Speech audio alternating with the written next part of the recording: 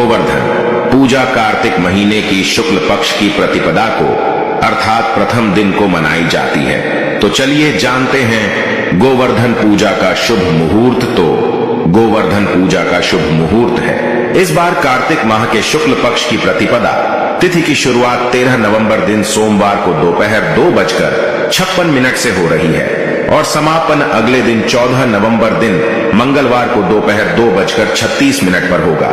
ऐसे में गोवर्धन पूजा का पर्व 14 नवंबर को मनाया जाएगा। देखिए, गोवर्धन पूजा के दिन भगवान श्री कृष्ण और गोवर्धन पर्वत और गायों की पूजा की जाती है। गोवर्धन पूजा में अन्नकूट का, जी हाँ, गोवर्धन पूजा में अन्नकूट का बहुत बड़ा महत्व है। अन्नकूट का भोग भी सामर्थ्य अनुसार जरूर लगाना चाहिए। कहीं कहीं लोग मूंग दाल और बाजरे को मिलाकर के खिचड़ी बनाते हैं, तो कहीं कहीं अन्नकूट में भगवान श्री कृष्ण को 56 भोग का प्रसाद भी लगाया जाता है। इस प्रक्रिया को अन्नकूट कहा जाता है। दोस्तों, आइए जानते हैं गोवर्धन पूजा पर चढ़ाए जाने वाले अन्नकूट प्रसाद का 56 भोग के बारे में, अर्थात इसका क्या महत्व है। अगर आज की वीडियो आप मिस करते हैं तो फिर सारी जिंदगी आप इस प्रकार की जानकारी को पाने से वंचित रह जाएंगे, क्योंकि कोई भी आपको YouTube में इतने विस्तार से नहीं बताएगा जितना आज मैं यानी स्माइल फैमिलीज चैनल आप लोगों को विस्तार से बताएगा। देखिए, आइए जानते हैं अन्नकूट, अर्थात नाम से ही स्पष्ट है।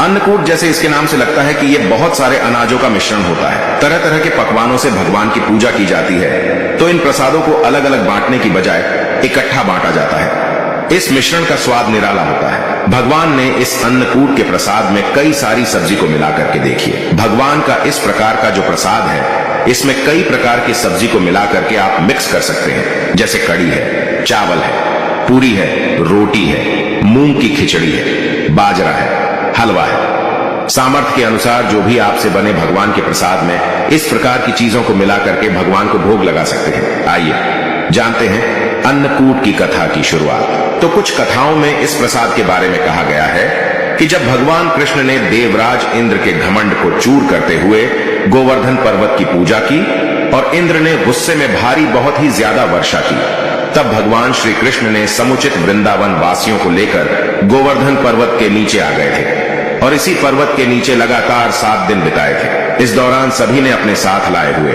जो खाद्य सामग्री, जितने भी वहां के रहने वाले लोग थे, सभी ने खाद्य सामग्री लाए और अन्नों को मिला करके बांट करके आपस में खाया। इसका स्वाद इतना ज्यादा अद्भुत था कि इसे खाने के लिए स्वयं भगवान कृष्ण ललचा गए थे। बाद में वह अन्नकूट प्रसाद के रूप में गोवर्धन पर्वत को भोग लगा करके खाया जाने लगा। खुद भगवान कृष्ण ने इस प्रिय प्रसाद का हर वर्ष गोवर्धन पूजा करके भोग लगा करके अन्नकूट उत्सव मनाने की आज्ञा दी। दोस्तों, आइए स्माइल फैमिलीज चैनल के इस वीडियो में जानते हैं कि गोवर्धन पूजा किस प्रकार से की जाए। अब आप लोगों को अन्नकूट के बारे में जानकारी प्राप्त हो गई है। अब गोवर्धन पर्वत की किस प्रकार से पूजा की जाए, तो गोवर्धन पूजा करने के लिए आपको सबसे पहले घर के आंगन में गोबर से गोवर्धन का चित्र बनाए। इसके बाद रोली चावल, खीर, बताशे, जल, दूध, पान, केसर, फूल और दीपक जला करके गोवर्धन भगवान की पूजा करें। कहा जाता है कि इस दिन विधि विधान से सच्चे दिल से गोवर्धन भगवान की पूजा करने से साल भर भगवान श्री कृष्ण की कृपा बनी रहती है। चलिए, इस वीडियो में मैं आप लोगों को गोवर्धन पर्वत से जुड़ी हुई संपूर्ण जानकारी बताऊंगा। दोस्तों, इस वीडियो में मैं आप लोगों को बताऊंगा कि हम जो है गोवर्धन पर्वत की पूजा क्यों करते हैं। साथ ही साथ मैं गोवर्धन पूजा की जो कथा बताऊंगा, इस कथा को अगर कोई भी व्यक्ति सच्चे मन से सुनता है तो ऐसे व्यक्ति के जीवन में चल रही सभी प्रकार के कष्ट तत्काल समाप्त होते हैं। ऐसे व्यक्ति की सभी प्रकार की मनोकामनाओं की पूर्ति होती है, ऐसा माना जाता है। इस कथा को अगर सच्चे मन से सुने तो कोई भी आपकी मनोकामना हो, चाहे कितनी भी बड़ी मनोकामना हो, वह मनोकामना की पूर्ति हो जाती है। आइए जानते हैं स्माइल फैमिलीज यूट्यूब चैनल में। देखिए, भगवान श्री कृष्ण स्वयं नारायण का अवतार है, लेकिन क्या आप जानते हैं कि महाभारत काल में भगवान श्री कृष्ण ने किसे पूजनीय बताया है? गोकुल वृंदावन के लोगों को किसकी पूजा करने के लिए प्रेरित किया था? देवकी नंदन। भगवान श्री कृष्ण ने गोकुल और वृंदावन के लोगों को गोवर्धन पर्वत की पूजा करने के लिए प्रेरित किया था। तभी से भक्तजन इस पर्वत की पूजा करते हैं। तो आज भी ऐसी मान्यता है कि मथुरा के पास में स्थिति जो गोवर्धन पर्वत है, इनकी पूजा करने से भक्तों की सभी मनोकामनाओं की पूर्ति होती है। यहां से कोई भी खाली नहीं लौटता। इसी वजह से यहाँ हमेशा ही भक्तों का देखना जो गोवर्धन पर्वत है वहां पर काफी भीड़ लगी रहती है। तो आइए इस वीडियो में जानते हैं वास्तव में हम जो गोवर्धन पूजा किस प्रकार से घर में निर्मित करते हैं। सभी दर्शकों को जानकारी प्राप्त हो चुकी है। अब इनकी पूजा क्यों होती है, इनकी पूजा होने के पीछे क्या कारण है, तो गोवर्धन पर्वत की ऊंचाई आपने देखी होगी। आज से काफी पहले काफी दिखाई देते थे, लेकिन हजारों साल पहले ये बहुत ही ऊंचा था, विशाल पर्वत था और इस पर्वत की ऊंचाई लगातार घटती जा रही है। इस संबंध में शास्त्रों में एक कथा बताई है। इस कथा के अनुसार गोवर्धन पर्वत को तिल तिल करके घटने के लिए एक ऋषि ने श्राप दिया था। श्री कृष्ण ने गोवर्धन पर्वत को भगवान का रूप बताया है और उसी की पूजा करने के लिए सभी भी को प्रेरित किया था। आज भी गोवर्धन पर्वत चमत्कारिक रूप से, पूर्ण रूप से, चमत्कारिक रूप से भरा हुआ है। सभी प्रकार के लोगों की इच्छा को पूर्ण करता है। गोवर्धन पर्वत की परिक्रमा करने वाले हर व्यक्ति को जीवन में कभी भी पैसों की कमी नहीं होती। साथ ही साथ गोवर्धन पूजा करने वाले लोगों को भी पैसों की कमी नहीं होती। ऐसा माना जाता है कि महाभारत काल में गोवर्धन पर्वत की ऊंचाई करीब 30,000 मीटर थी, जबकि वर्तमान में यह पर्वत करीब 30 मीटर ऊंचा ही रह गया है। गोवर्धन पर्वत की ऊंचाई लगातार घटती जा रही है। इस संबंध में गर्ग संहिता में एक कथा बताई है। दोस्तों, कथा के अनुसार भगवान श्री कृष्ण ने अवतार लेने के पूर्व राधा जी से भी पृथ्वी लोक में साथ चलने के लिए निवेदन किया था। इस पर राधा जी ने कहा कि मेरा मन पृथ्वी पर वृंदावन, यमुना और गोवर्धन पर्वत के बिना नहीं लगेगा। यह सुनकर श्री कृष्ण ने अपने हृदय की ओर दृष्टि डाली, जिससे एक तेज निकला और राजभूमि पर जाकर के गिरा। यही तेज पर्वत के रूप में परिवर्तित हो गया। शास्त्रों के अनुसार यह पर्वत रत्नमय झरने, कदम आदि वृक्षों से सुशोभित है और अन्य सामग्री भी इसमें उपलब्ध थी। इसे देखकर राधा जी बहुत प्रसन्न हुई और तथा भगवान श्री कृष्ण के साथ उन्होंने भी पृथ्वी पर अवतार धारण किया। चलिए स्माइल फैमिलीज चैनल के इस वीडियो में जानते हैं और भी इसकी कुछ रोचक भरी कथा। एक कथा के अनुसार भगवान श्री कृष्ण की प्रेरणा से शालमित द्वीप ने द्रोणाचल की पत्नी के गर्भ से गोवर्धन का ध्यान से सुनिएगा।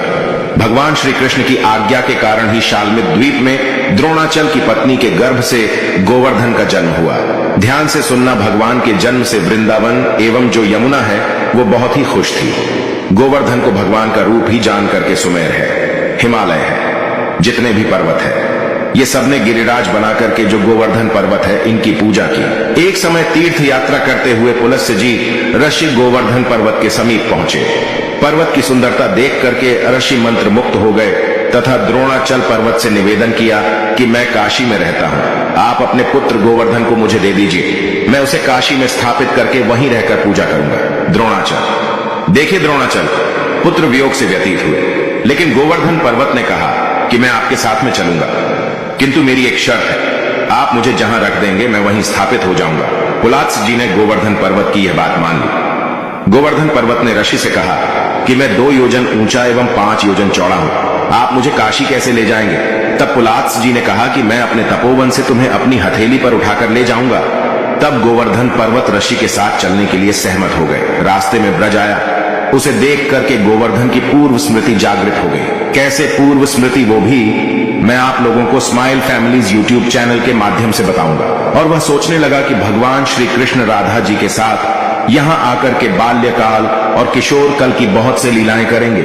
यह सोचकर गोवर्धन पर्वत पुलात्स्य ऋषि के हाथों में और अधिक भार हो गया, जिससे ऋषि को विश्राम करने की आवश्यकता महसूस हुई।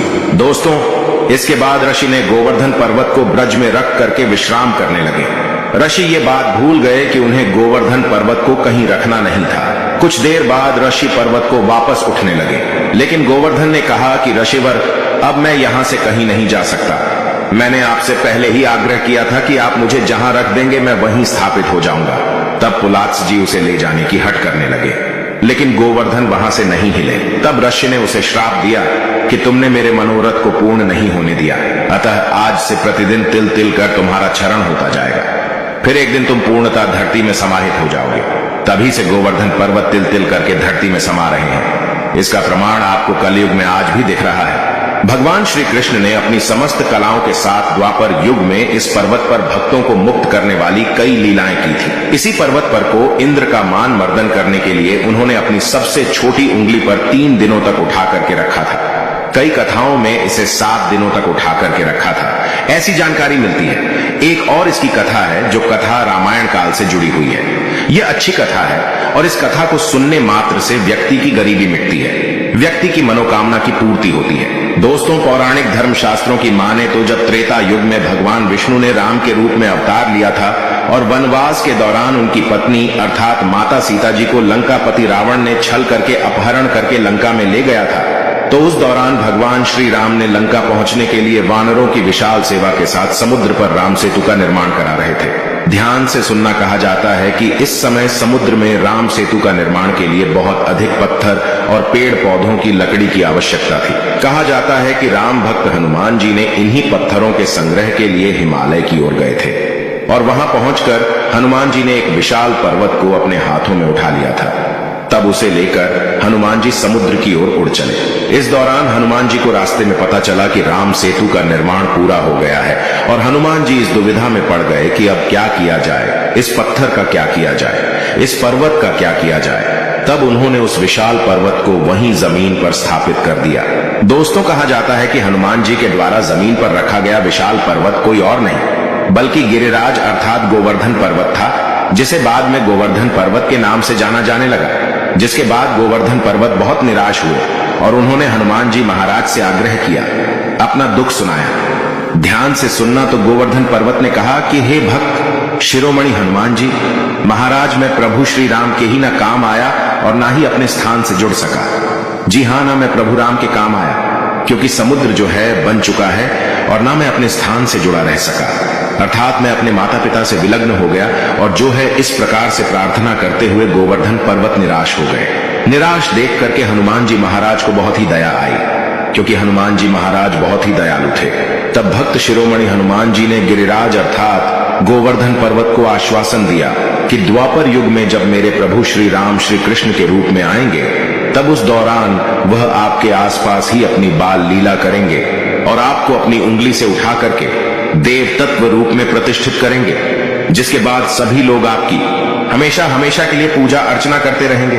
दोस्तों, इसीलिए तो साक्षात गोवर्धन को धन कहा जाता है, जो सोना चांदी हीरा मोती से भी बढ़कर धन होता है। गोवर्धन यानी सबसे बड़ा धन तो यही है। दोस्तों, कहा जाता है कि हनुमान जी के द्वारा की गई भविष्यवाणी को सिद्ध करने के लिए भगवान श्री कृष्ण जी ने इंद्र के क्रोध से लोगों को बचाने हेतु गोवर्धन पर्वत को अपनी उंगली पर धारण किया था। आप सभी दर्शकों को जरूर पता होगा जो गोवर्धन पर्वत है, इसे भगवान विष्णु जी का स्वरूप भी कहा जाता है, क्योंकि इंद्र ने वज्र के प्रभाव से कई बार गोवर्धन पर्वत को तोड़ने का प्रयास किया।